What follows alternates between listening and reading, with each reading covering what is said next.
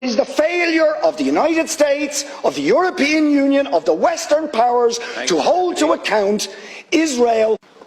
Taoiseach, you said it is not okay for Israel to attack civilians, attack civilian infrastructure, to threaten to starve the people of Gaza. It most certainly isn't okay. It's a war crime. The Israeli government have brazenly, publicly and openly declared their intention to commit a war crime and have commenced that war crime against the people of Gaza, saying that they intend to starve of food, electricity, water 2.2 million people. That is a war crime under the 4th Geneva Convention.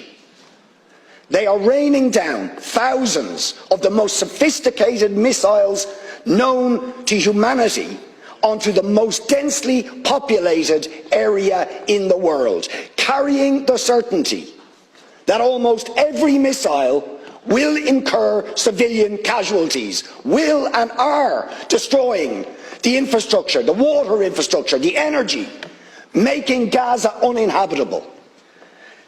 And using, in very credible reports, as they did in the past, chemical weapons, white phosphorus, being used by Israel.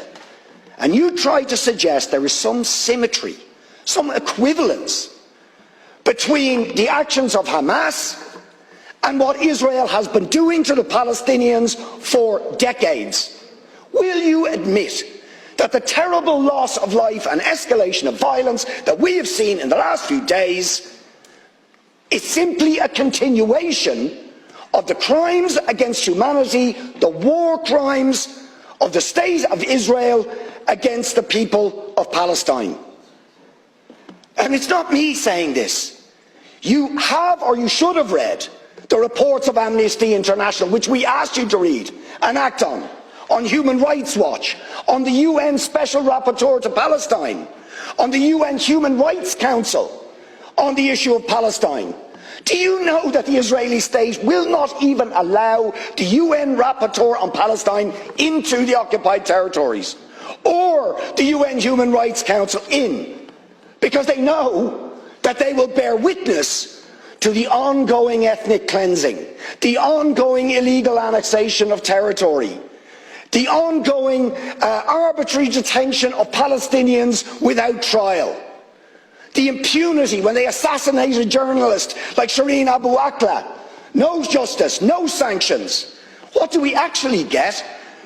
The head of the most powerful state in the world, while Israel is threatening to commit war crimes against Israel, says we're going to give them more weapons and arms. We support them absolutely.